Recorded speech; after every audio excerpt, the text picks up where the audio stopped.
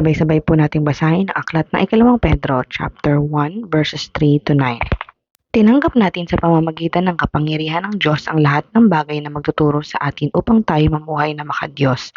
Ito'y dahil sa ating pagkakilala kay Jesus na siya ring tumawag sa atin upang bahaginan tayo ng kanyang karangalan at kabutihan. Sa paraang ito ay binigyan niya tayo ng mga dakila at napakahalagang pangako upang makaiwas tayo sa nakakasirang pagnanasa sa sanlibutan ito at upang makabahagi tayo sa kanyang likas bilang Diyos.